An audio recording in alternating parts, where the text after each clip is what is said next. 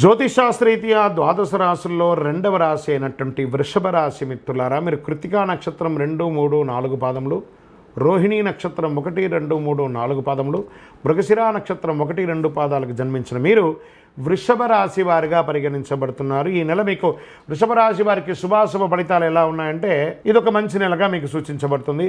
శుక్రుడు మీ యొక్క లాభదాయక గ్రహంలో తిరోగమనం చెందుతున్నారు. బుధుడు ఈ మాసంలో కాస్త బలహీన స్థితిలో ఉన్నాడని చెప్పచ్చు. కుజుడు 2వ ఇంట్లో ఉంటున్నాడు. బృహస్పతి చంద్ర నక్షత్రంలో ఉంటున్నాడు. కేతువు అనుకూలంగా కాస్త ఉండకపోవచ్చు. ఉద్యోగాల్లో అధికారుల పనితీరును ఆకట్టుకుంటారు. ఉన్నతాధికారుల యొక్క మద్దతు మీకు దొరుకుతుంది. హోదా కూడా పెరుగుతుంది. జీతభత్యాలు పెరుగుతుంది. ప్రమోషన్స్ పెరుగుతుంది. కొంతమందికి మీరు కోరుకున్నటువంటి ట్రాన్స్ఫర్స్ వచ్చే అవకాశాలు ఉన్నాయి. వ్యాపారాలు, వృత్తి వ్యాపారంతో కూడా నిలకడగా సాగుతుంది కూడా. ఆర్థిక పరిస్థితి అనుకూలంగా ఉంటుంది. కానీ ఆర్థిక లావాదేవీలకి ఎంత దూరంగా ఉంటే అంత మంచిది. ఇచ్చిపుచ్చుకునే విషయంలో చాలా జాగ్రత్తగా ఉండండి. మనం తీసుకున్నా మనం ఇచ్చినా ఆ మాట్లాడేటప్పుడు తీయదనం ఉండాలి. అందులో ఆ రౌడ్నెస్ పెంచకుండా ఉండడం చాలా సరిపోతుంది.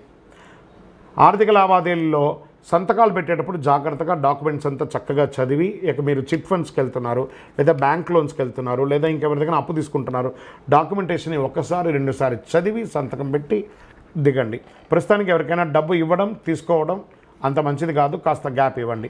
వాటాదారులు మీ యొక్క పార్ట్నర్షిప్ ఉన్న వాళ్ళతో కూడా కాస్త సఖ్యతగా ఉండి బాగానే ఉంటుంది. వ్యాపారాన్ని విస్తరించడానికి కొంత పెట్టుబడి అవసరం ఉంటుంది. దాన్ని ఈ నెల అప్పు తీసుకోకండి.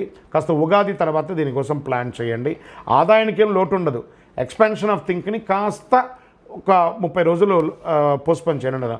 కుటుంబ సభ్యులతో ఇది ఇక్కడ వచ్చేటప్పటికి కుటుంబ సభ్యుల దగ్గరికి వచ్చేటప్పటికి కొంచెం ఈగో వస్తుంది. అంటే భార్యాభర్తలు కానీ, అన్నదమ్ములు కానీ, అన్నదమ్ములుగా అక్క చెల్లెలతో కానీ, తల్లిదండ్రులతో కానీ, అత్తమామలతో కానీ కొంచెం మీకు నోటి దొరుసుతో కొంచెం మాటలు పడే అవకాశాలు ఉంటాయి. జాగ్రత్త పడండి. ఆస్తిపాస్తుల యొక్క విషయంలో మీకు కోర్టు వ్యవహారం ఉంటే విజయం అవుతుంది.